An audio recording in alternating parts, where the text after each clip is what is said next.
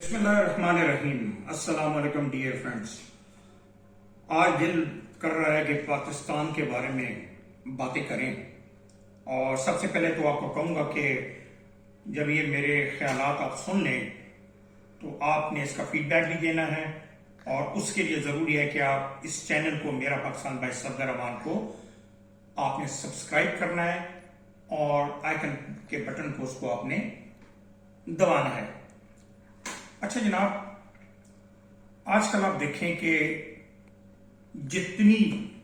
मायूसी इस वक्त मुल्क में फैली हुई है, उसकी वजह से तो हर तरफ लोगों के चेहरे मुरझाए हुए नजर आ रहे हैं, और वो अपनी जगह हकीकत पर मबनी भी चीजें हैं। लेकिन अगर हम 1947 से एक नजर डालें कि आजादी तो हमें मिल गई, लेकिन आप देखिए कि जल्द ही थोड़े अरसे के बाद, यानी कायद आजम रहमतुल्लाह अलैह और शहीद लियाकत अली खान के बाद, इस मुल्क के इदारों में वो लोग घुस के या छा गए जिन्होंने ना तो लोगों के बुनियादी हकूक के ऊपर को काम होने दिया, ना इस मुल्क की इंडस्ट्री को उस मुकाम पर ले गए कि कोई काबिल जिक्र हम कोई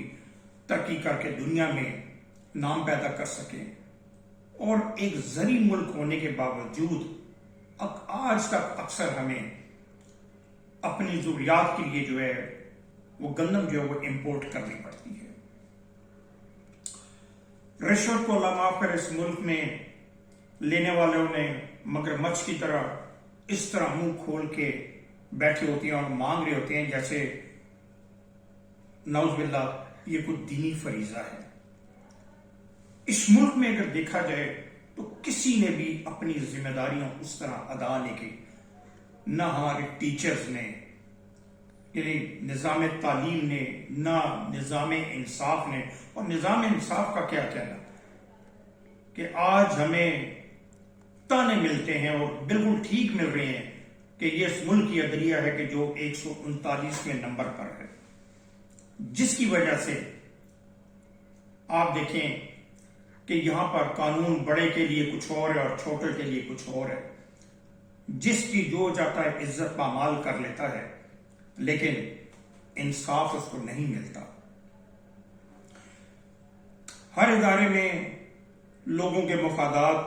मुल्क से ज्यादा अपने जाती मफादात या अपने मफादात से ज्यादा मुखलिस हैं, क्योंकि चाहे वो अदलिया हो,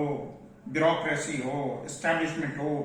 बच्चे तो इनके बाहर तालीम हासिल करते हैं, जायदादें इन्होंने बाहर बनाई हुई हैं, मफादात इनके अमरीका से ज्यादा वाबस्ता हैं, जिसकी वजह से आप ये देखें कि आज तक कोई ऐसी प्लानिंग नहीं हुई कि खुदा न खास्ता अगर मुल्क में कोई ऐसा यानी सैलाब आ जाए या कुछ और ऐसी आफत आ जाए तो उसका मुकाबला किया जा सके। आज इस वक्त पाकिस्तान आधे से ज्यादा डूब चुका है। सैकड़ों लोग, 1000 से ज्यादा लोग अपनी जिंदगियां दे चुके हैं सैलाब में। लाखों जानवर जो हैं वो दरियाओं में और सैलाब की नजर हो गए हैं, और लोग बेयारो मददगार बैठे हुए हैं। और हालत यह है कि हमारी मौजूदा नालायक और इम्पोर्टेंट गवर्नमेंट के वजीर के सब तैयारियां करने बाहर गए हुए हैं। क्या करने गए हैं? ला हासिल यूजलेस विजिट्स, जिससे ना पाकिस्तान को या पाकिस्तान की कौम को कोई फायदा होने वाला है। मेरे भाइयों, ये लम्हा फिक्रिया है, और इस वक्त आप ये देखें कि पॉलिटिकल स्टेबिलिटी ना होने की वजह से हमारी इकोनॉमी, हमारी मैशत डूब रही है। हमारे ज़र मुबादला के ज़खायर जो हैं वो रेड लाइन की तरफ बढ़ते जा रहे हैं, यानी एक अलार्मिंग सूरत हाल पैदा होती जा रही है। और हालत ये है कि हकूक तो नाम की, तो बुनियादी हकूक नाम की तो कोई चीज़ नहीं। जो इस वक्त जिस तरह ये हुकूमत लोगों को उठा रही है, सहाफियों को, पॉलिटिकल वर्कर्स को, कि जिसकी वजह से दुनिया में बदनाम हो गए हैं, और एक साबिक वजीर आजम یعنی کہ عمران خان کے اوپر دہشت گردی کا پرچہ کیا، آج پوری دنیا میں ہمارے منہ پر تھو کریں گے۔ تو آپ یہ دیکھیں کہ ذاتی مفادات کے لیے یہ، اور آج اس پاکستان میں پاکستان کو توڑنے اور ختم ہونے کی باتیں ہو رہی ہیں۔ لیکن یہ میں آپ کو بتا دوں کہ جس ملک کے حقیقی وارث وہ 22 سے 24 کروڑ پاکستانی ہیں جو در بدر ہو گئے، ان کی کوئی نہیں سن رہا، ہم نے اور آپ نے ہی کھڑا ہونا ہے۔ اگر ہم اور آپ نے جس طرح ہمارے قائد عمران خان نے جو ایک وائٹامن دیا ہے آپ کو شعور کا، پولیٹیکل اویئرنیس کا، اس کو تھام کے اگر ہم چلتے رہے اور اپنے پاؤں کو کسی صورت میں ڈگمگانے نہ دیا تو آپ دیکھیں کہ انشاءاللہ تعالی وہ وقت دور نہیں ہے جب پاکستان میں انصاف کا بول بالا ہوگا، ہماری صنعت ترقی کرے گی، ہماری زراعت ترقی کرے گی، ہمارے بنیادی حقوق بحال ہوں گے اور ہر پاکستانی کو اس کا حق ملے گا، اور بہادر افواج پاکستان کی موجودگی میں پاکستان کی ہاں اور نہ میں دنیا کے